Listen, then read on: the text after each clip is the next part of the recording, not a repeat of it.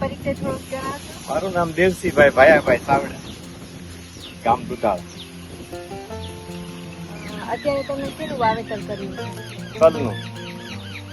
આમ જનરલી સાંભળ્યું છે દુધાળામાં કોઈ તલ છે જ નહીં દુધાળામાં આપણી સિવાય કોઈ નહીં. હું નાનો ખેડૂત છે પણ આપણી સિવાય કોઈને તલ જ નથી, વાવેતર જ નથી થાય.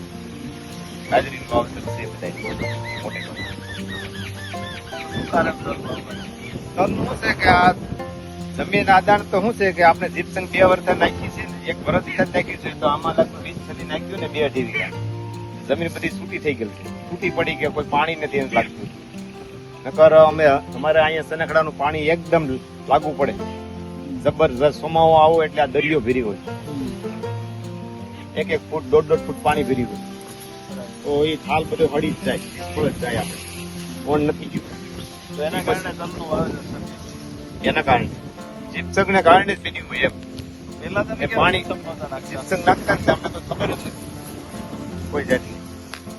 બસ આ તમે કે બધા ડીએપી ને ઉરિયા ને નાખીને જમીન, આમાં કોઈ અમે બીજું રાસાયણિક ખાતર નથી નાખ્યું. બરાબર, તો ખાતરની પણ બચત થઈ. હા, કોઈ ડીએપી કે એ કોઈ નાખ્યું નથી, સલ્ફર ખાતર નાખ્યું ખાલી.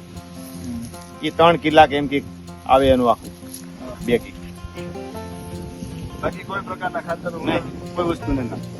આ રીતે બની કેટલું ઉત્પાદન આવશે? શું એ લાગે કાંઈ તમને? ખબર નથી પણ મને એમ છે કે હવે એ કે 15 મણનું ઉત્પાદન આવી.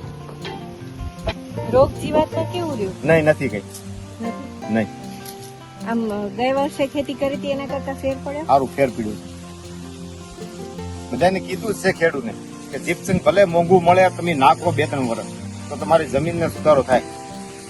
ખેડૂતને શું છે કે ફ્રીમાં મળે તો લે. આવતા વર્ષે તમારે લેવું પડશે. હા, લેવાનું જ છે, આપણે તો લેવાનું તમારા છે ખાસ. ખર્ચે તમારે નાખવાનું. હા, મારે ખર્ચે જ નાખવાનું છે, લેવાનું છે તમે તારે જે મોંઘું થાય. મારે વધારે લેવું તો પણ મને ના પાડી કે તો આપણે જમીન પ્રમાણે એટલું ખાતર મળવા બદલ. બસ એમ. બીજા ખેડૂતોને કરશો ને ભલામણ? હા, ભલામણ કરું જ છું. મેં કીધું છે ભાઈ આગળ હા બેઠા ને એનું વાડી છે આપણે આ બાજુ, હા. એની પાસે 18 વીઘા જમીન છે, એને મેં વાતચીત કરી. મેં કીધું તમે જીપ્સમ નાખો, મેં કીધું તમારી જમીનમાં નબળા પાણી છે, આપણે ખારસ છે જ નહીં થાય, તમને નહીં જોવા મળે પાળી રીતે. તમે આગળ આમ જાવ ને એટલે તમને આવું ખારસ દેખાય. ખારસ દેખાય તમને, આપણે નહીં દેખાય. 3 જ પાણીમાં કોઈ દી તલ ન પાકે એમ. કોઈ ખેડૂત એમ કહી દે 3 પાણીમાં હું પકવી દઉં, ન જ પાકે. આ ભાઈ પડકે સનકડાની જમીન છે, એ 6 થી 7 પાણી પાઈ દીધા, પાયે પાણી છે. મેં 3 જ પાણીમાં ખાલી તલ પકવી દીધું. એટલો બધો ફાયદો.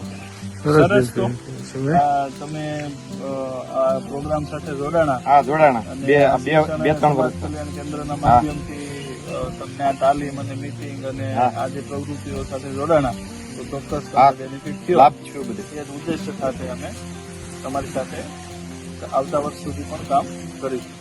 આભાર.